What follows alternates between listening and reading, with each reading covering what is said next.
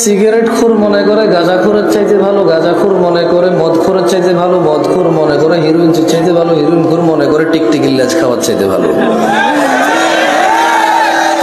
আমার মতো জামশেদ মজুমদার হুজুর মনে করে দাড়ি টুপি রাখা সবচাইতে ভালো কাজ, কিন্তু মানুষের সাথে দুর্ব্যবহার করা খারাপ কাজ না।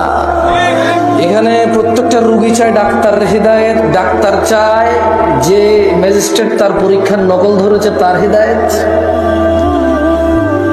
হুজুর চায় মাহফিল কমিটির হিদায়েত কারণ টাকা কম দিছে, মাহফিল কমিটি চায় হুজুরের হিদায়েত, টাকা কন্ট্রাক্ট করা ছাড়া আসতে চাচ্ছে না। কেউ নিজের হিদায়েত চায় না, প্রত্যেক ব্যক্তি অন্যের হিদায়েত নিয়ে এখানে ব্যস্ত। 50,000 বছর আগে আল্লাহ পাক তাকদীর লিখে ফেলেছে, লেখা হয়ে গেছে আপনার কার সাথে বিয়ে হবে, আপনার কয়টা বাচ্চা হবে, আপনি কত বছর থাকবেন পৃথিবীতে, কিভাবে মারা যাবেন, কোন দিন মারা যাবেন, এবং মৌতের পর আপনার কি হবে।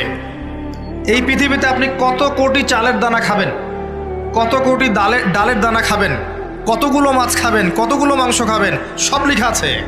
তবে শুক্রবার দুরুদ পাঠের দিন, আল্লাহুম্মা সাল্লি ওয়া সাল্লিম আলা নাবিয়িনা মুহাম্মদ। একবার রাসূল সাল্লাল্লাহু আলাইহি ওয়াসাল্লামের উপর দুরুদ পাঠ করলে আল্লাহ সুবহানাহু ওয়া তাআলা 10টি গুনাহ ক্ষমা করে, 10টি মর্যাদা বৃদ্ধি করে, 10টি রহমত নাজিল করে। সুবহানাল্লাহ, সুবহানাল্লাহ। আমার সঙ্গে বলুন, আল্লাহুম্মা সাল্লি ওয়া সাল্লিম আলা নাবিয়িনা মুহাম্মদ। জুমার দিনকে বিষ্ণু ঈসা ইসলাম ঈদের দিন বলেছেন। কিসের দিন? বিষ্ণু ঈসা ইসলাম তাবারানীর বর্ণনায় বললেন, হাযা ইয়াউমুন জাআলাহুল্লাহু লাকুম ঈদান। এই জুমার দিনটা এমন দিন যে দিনটাকে আল্লাহ তাআলা তোমাদের জন্য ঈদের দিন বলে অ্যানাউন্স করেছেন। আপনার অবস্থান ভালো, মানুষ আপনাকে তোলা তোলা করবে। অবস্থান খারাপ হয়ে যাক, দেখবেন আপনাকে মানুষ চিনছে না, কাছের মানুষই চিনবে না, কাছের মানুষই চিনবে না।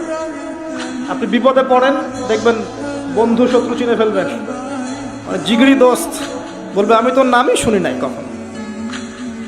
হ্যাঁ, বাস্তবতা খুব কঠিন। যখন দেখবেন বৃষ্টি হচ্ছে তখন দোয়া করবেন, দোয়া কবুল হবে ইনশাআল্লাহ। দোয়া করার আগে একবার বলবেন আলহামদুলিল্লাহ, কমপক্ষে একবার বলবেন আলহামদুলিল্লাহি রাব্বিল আলামিন, একবার কমপক্ষে।